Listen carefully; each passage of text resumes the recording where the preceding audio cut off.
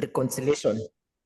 So we have the Excel formulas. The first one is the SUMIF function, which is good when it comes to the reconciliation, especially when you are comparing two items, like you're comparing maybe for the VAT auto-populated item and what you have in the system, or you are comparing your bank ledger and the bank statement. Then this function called the SUMIF and SUMIF function, it will work very well. This is a critical formula which we need to use. So basically this formula is comparing two sets of data, and if it match the condition, then they will return you the sum figure. So for example, you are reconciling an item in your P&L with an external source, maybe the iTax, then you'll have to compare whatever it is in the P&L and whatever it is in the iTax. So if it matches that criteria, then it will sum that one only. So which means this SUMIF function is basically good for item which has been summarized. It is good for the summarized item. So this is the formula. This one was just explaining the definition. This one will not explain more to you in terms of accounting perspective. So if you have the machine there, I have two sets of data. Maybe if you want to practice with me, I can attach this data so that you can also practice with me there. And it is only for the practice purpose. So kindly, you don't need to share to any third party. It's only for the practice purpose. It's only for practice purpose. Because I'm using the actual data. Yeah.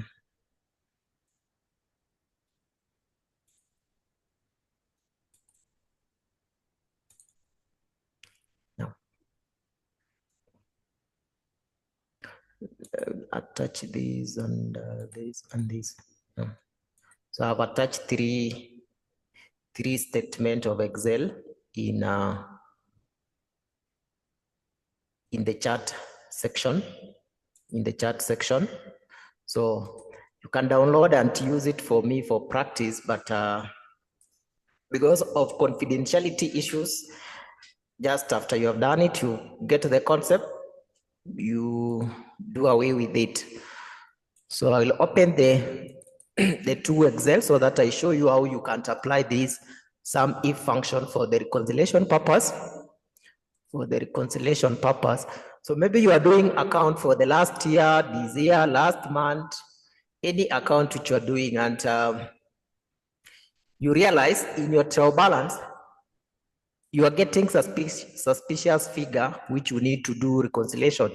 Like for example, our control account here, we are getting a value of 1.18, which it seems like maybe there is overpayment and a payment of some other transactions. So in general control account at the end of every period, it should be 0. But you can see we have a value of 1.8. And maybe that is a big company which have a lot of volume of a transaction.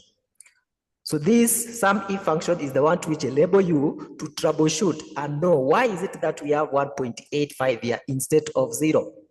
So we'll have to extract two set of data, so that we can compare the two. So I'll have to go to, if I go to maybe the where I have the other data from the other party and whatever it is in our system, then I'll have to compare the two. So maybe if I go to this transaction report here, I will have the list of these are withholding, the list of the withholding for that period. And then this one should be corresponding with what I have in our ledger. So if you go to the ledger here, which is the ledger for that amount, it should be 0.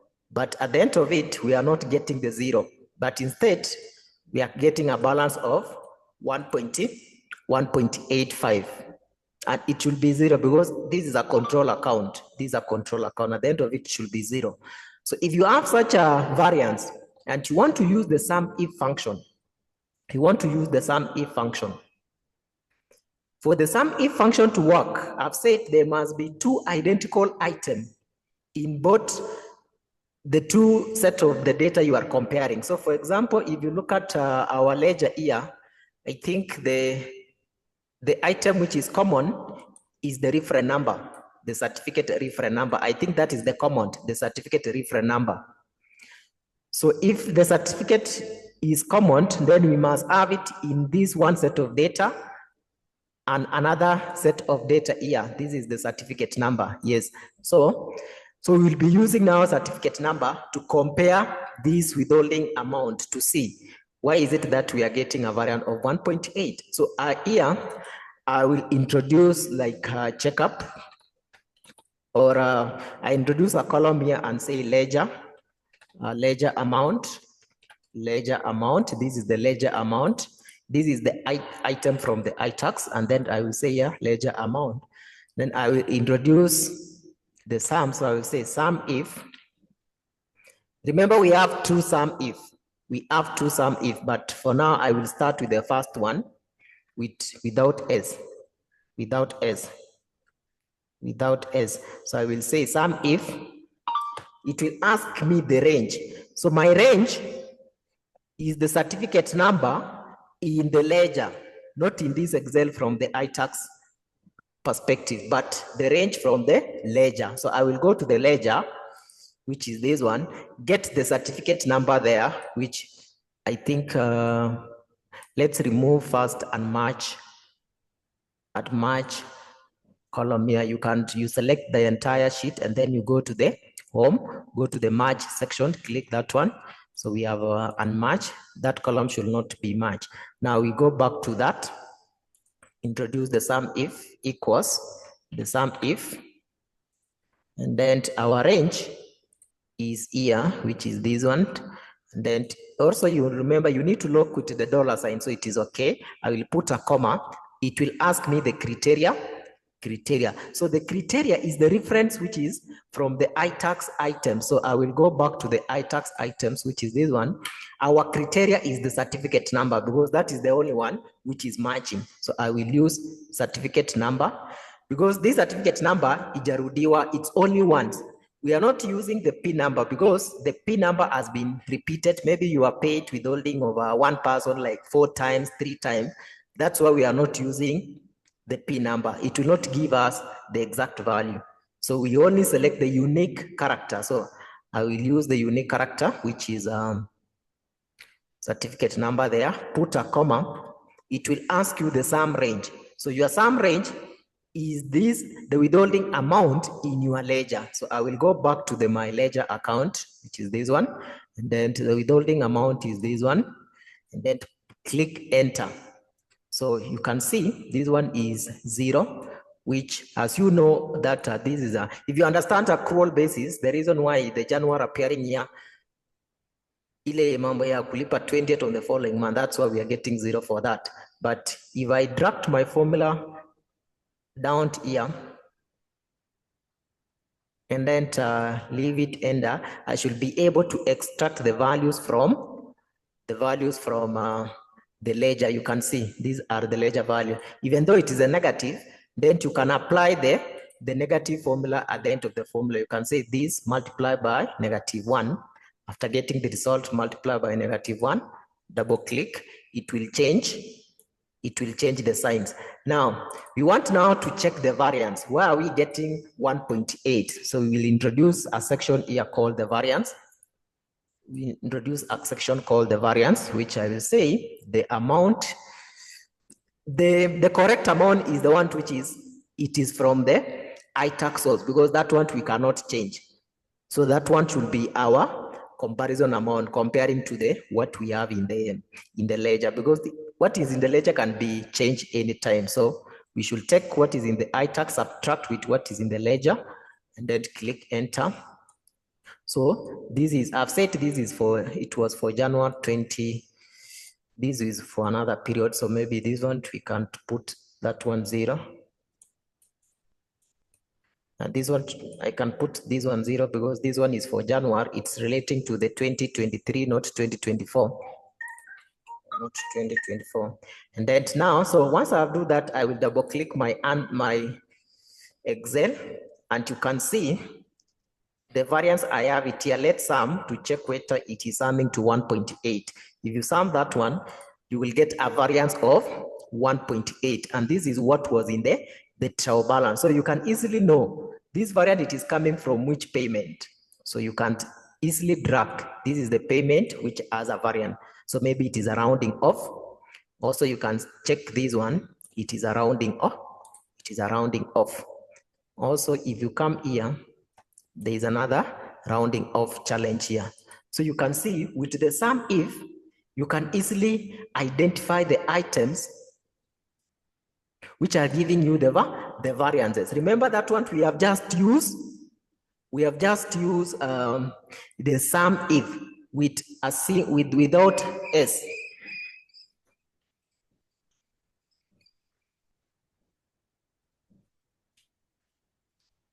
Without S. Now, what happened? Maybe now you want to know, you want to use the sum if with S.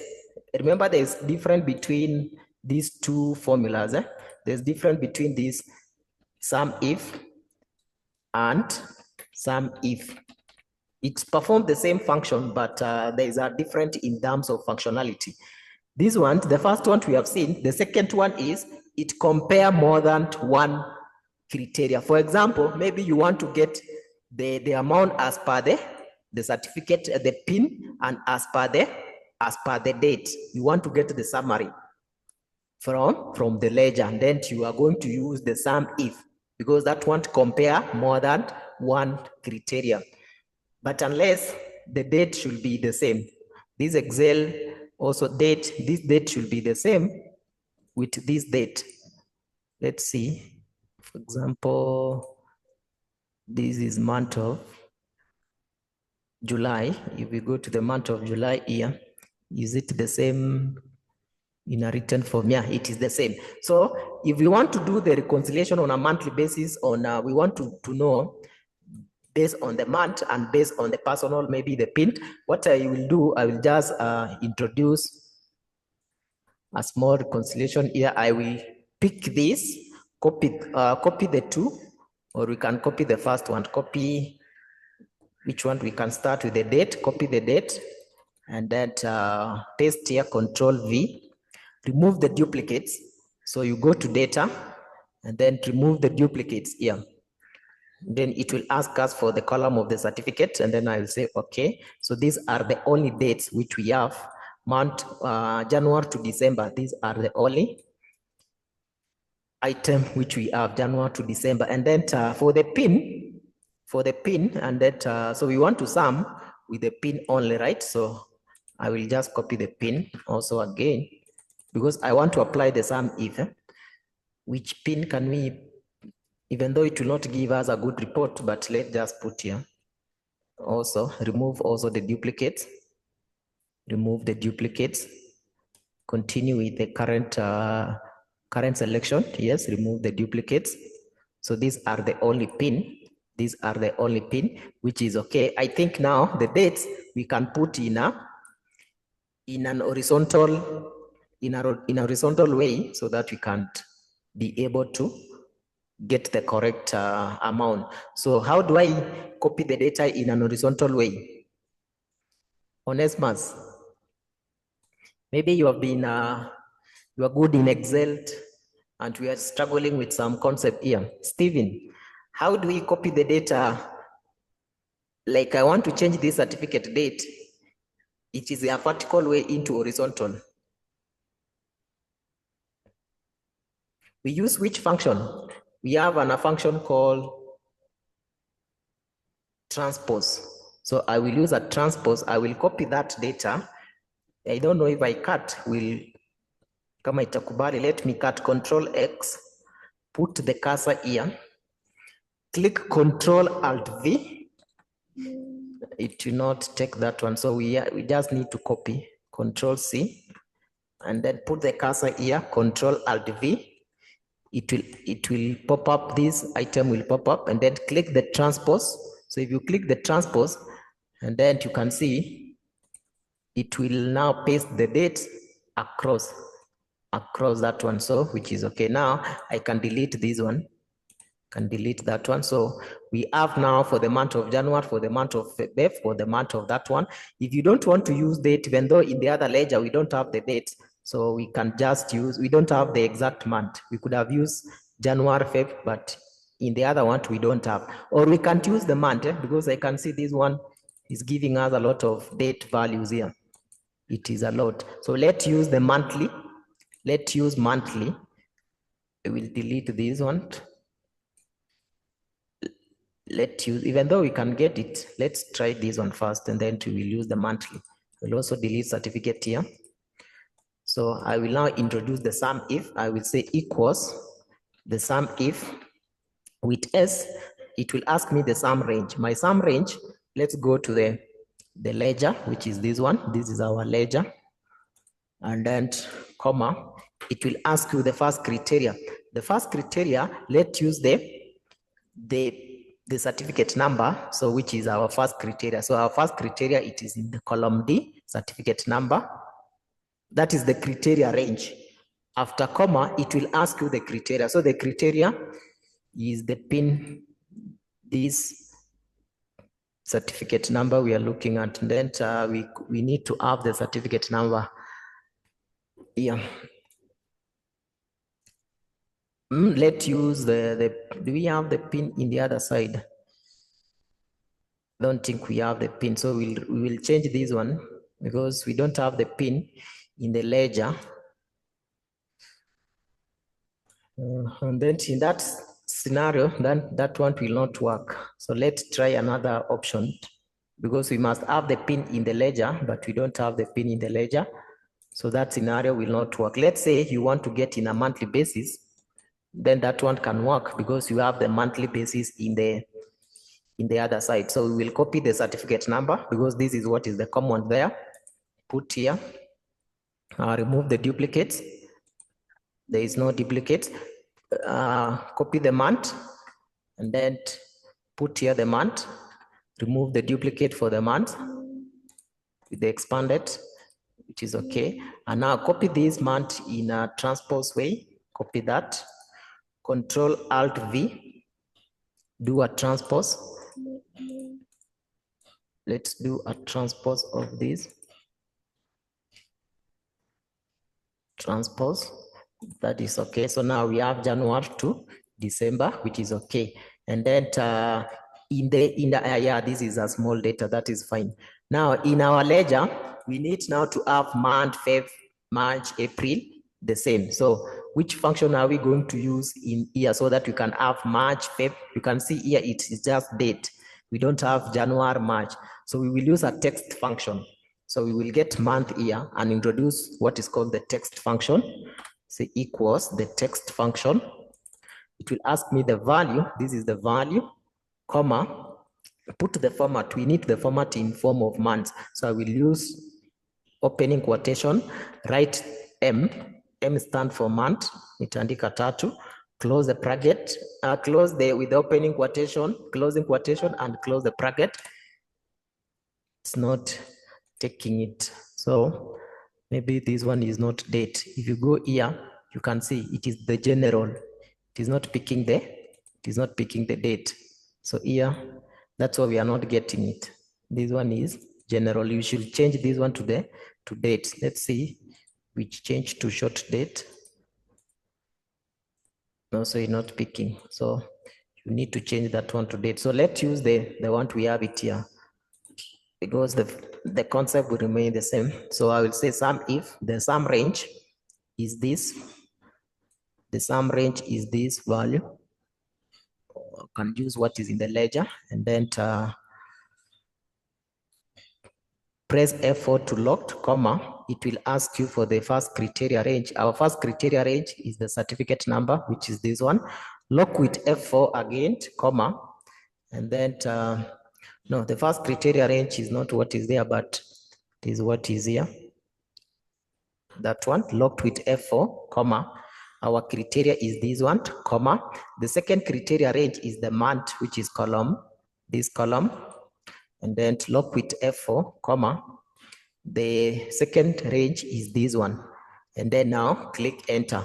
So you can see also that one will give you a 0. What about if you drag it down here? We're checking, it is giving us a 0. Maybe it was not in the month of March, but what about if you drag it there? So the formula is okay, it's only that you're giving you 0 because we need to lock our cells here. You can see if you drag our formula right, this column, this criteria will move to this, and this one will move down here. Like if you put a reference here, you can see it is referencing certificate number, which is correct, but instead of month of January, it is referencing 0. So you need to know where to lock. You need to know where to lock. So we'll have to lock January and the first certificate with $sign. So in this case, our N2 here will have to start with $sign. So I will press F4, nianze na dollar, that is it. O1, I will have a dollar in the middle, that one, and then press OK. Now, if I drag my formula downward, I can get values. Let's double click to copy paste downward. Not getting value, maybe for January. Let's go for the other side. Yeah, you can see we are getting values in the other side. So what you can do, after extracting one, you just need to select the entire and then move it, the cursor, down here up to this point. So you can see the values will be pasted in January, March, Feb. So maybe you want to know how much was the withholding for January, how much withholding for May. You can't get it here. So let's see if all this amount is matching to our total of the withholding. So you can see, let's get the total of the month of January, which is that one. If you want to get the sum using the shortcut key, you just press Alt =, and we don't have the total here. Hapa hatukuwa na value, yeah. So if I drag it, if you want to copy the formula across for additional, you just press Ctrl R. So you will get the sum. So you can see now we have for the Feb, March, April. Let's get the total to see whether we are getting the total. So if I get the total here and then get this, it is giving me 738,330, which will be the total here. You can see. So that sum if function can enable you to do a lot of quick analysis, You can see now we can give our report the withholding amount per month. We can know which month we pay more withholding, which month we pay less withholding. So you can see that sum if function can enable you to do a quick analysis. It is not that is not the only application. I've said we have a lot of application with the sum if function. And statistically for myself, I've used sum if more than like 60% of my work as an accountant. So it is good for you for analysis. It is good for you for analysis. So any questions for sum if, the two sum if? Any question for the two sum if? So if you have any question, to just say through the chat. I know maybe you are in the office and you don't want to communicate. You can say through the chat. And also our class start next week on Tuesday. We normally have advanced Excel on a monthly basis where we will teach you all these Excel formulas, including the VLOOKUPs, including the XLOOKUP, because we can also use the XLOOKUP and VLOOKUP to extract this data. The reason why you must know how to use the sum if and the VLOOKUP. For the VLOOKUP, it's only apply when it's come to the unique identity number, but it is not applicable for the repetitive data. That is for the VLOOKUP. You will not apply that one. It will not give you the exact values. So we also teach that one in our training class, which it will kick off on next week, Tuesday. So if you are in our bot2 group WhatsApp, then we'll be sharing the information there and also the registration process. Now, I know our minutes, kwa tumesema 40 minutes. Let me show you how to combine the two set of data. Maybe you know data like sheet 1, sheet 2, sheet 3, sheet 4, sheet 5, and then you want to compare, or you want to combine equal 1. Which formulas will you use? You use the formula called the power query. So we'll use the power query. So I've shared that data, and like these are, it's called the transaction. Yeah, the transaction report.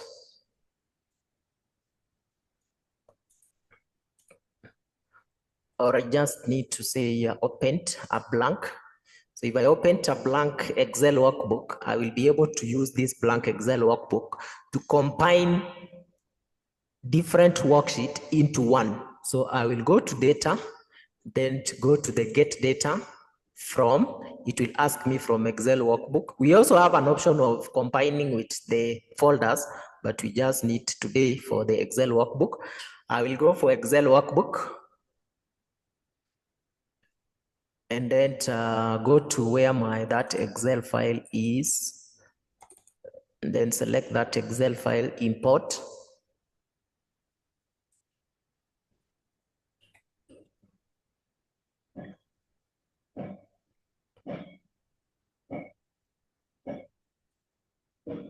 So if you import, you can see it's showing us